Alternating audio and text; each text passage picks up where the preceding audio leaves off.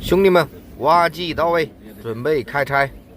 今天老板的要求呢，就是要把这个房子把它拆掉，因为他房子后面还有一家，他就是说这个房子离他那个房子太近了，所以说要我注意一点，安全第一。我说好的。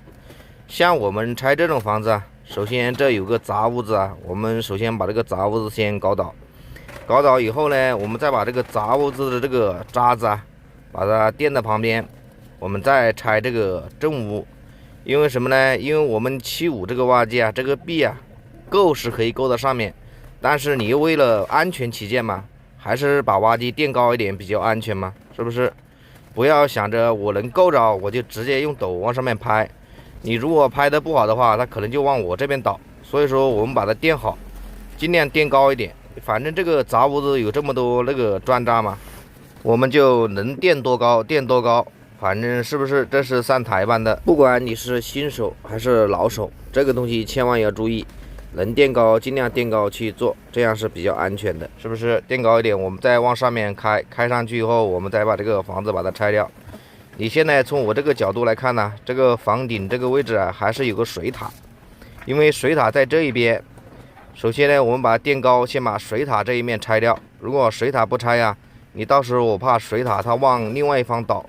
如果往另外一面倒的情况下，可能就会砸到这个旁边这个别人家的一个屋。所以说我们现在把这个中间呢，这个楼梯这个地方先抠一个眼，抠一个眼以后啊，我们再想办法把这个水塔往这边挤一下，往他房子这边挤一下，尽量这个水塔是倒到这边来，最好不要倒到那边，因为那边有别人的一间杂屋。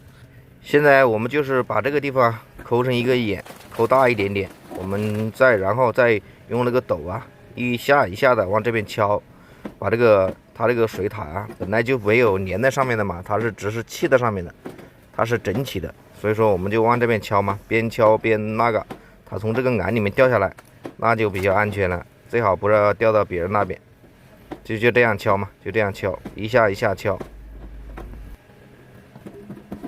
这个时候感觉这个眼挖小了，所以说我们还是把这个地方扩大一点，扩大一点以后啊，它这个水塔容易从这个地方掉下来，这样是比较好的。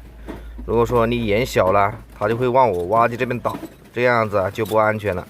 所以说我们还是把这个地方扩大一点，扩大一点，等水塔往这边倒一下，我们就直接把它存在这个楼梯间就可以了。好了，差不多了，这正好接住，是不是？接住直接丢里面就可以了。现在我们2楼顶上已经没有什么别的东西了，因为这个顶上没有那个瓦呀什么，它这是个平房，2楼是平的，所以说我们现在拆也比较好拆了。我们现在就可以放肆的拆了，因为我们现在挖机下面垫的有东西，如果挖机这个东西啊不够高的情况下，我们再挖一点点土把它垫起来，是不是？这样就安全系数大了很多了。这个时候可能又有网友说了，像这种房子你还用75的拆，我55的都能拆。不要这么想，兄弟们，安全第一，一下一下来，这个东西你急什么呢？你快也是那10分钟，你慢也是那10分钟，是不是？你何必要考虑这个快慢呢？你把安全放在第一位，比什么都重要，是不是？我现在感觉这个地方我低了，我再垫点东西，是不是？垫的时候我再开上去，再去爬。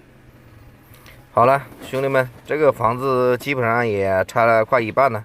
现在看见没？这是平房，我们扒拉一下，基本上都好多地方都倒了，不像别的房子，它一扒拉也都是乱倒。像这种房子啊，你往哪边扒，它基本上就往哪边倒，这样子还是比较好的。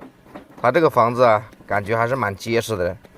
像拆这种房子啊，兄弟们还要注意一点，你的那个脚啊，时刻要放在踏板上面。如果说万一你觉得感觉不对啊，它往我这边倒的情况下，你就马上要后退，要不然到时候你操作都操作不赢。所以说呢，你如果说能够着就够，不能够着就往前面开一点，够着好了就往后面退一点，对不对？尽量反正这个扒房子的情况下，反正就是不要往挖机这一面倒，尽量要么就是往外面，要么就往左边，要么就是往前面倒，不要往挖机这一面倒。因为你如果这个房子一扒的话，一倒的情况下，你根本有的时候做都做不赢，你反应不过来的。可能有的高手就说我做得赢，那我一看见有问题我就马上跑。这个不是说你看见有问题，等你看见的时候它可能已经倒下来了。所以说呢，这个是比较重要的这个问题。好了，还有一间房子基本上就搞完了。现在我觉得这个地方又低了好多啊。我现在把这个地方再挖一挖，再把它垫起来。因为这个东西你不垫起来，看见上面没有？它上面全部是空的，我怕它一爬呀，它往我这边倒。好了，垫的差不多了，试一下。这个可能一下子就拔下来了，是不是？只要你把挖机下面垫高，你斗能够到上面，这个就是比较安全的。好了，兄弟们，基本上只有这一面墙了，把这一面墙拆完，基本上就完活了。把这个一面墙拆完以后啊，把这个旁边是马路，把这个马路上的这个渣子全部清上来，这个房子啊就算安全的拆完。好了，兄弟们，如果觉得我的视频还行的话，麻烦点一下关注，点一下红心，谢谢大家了。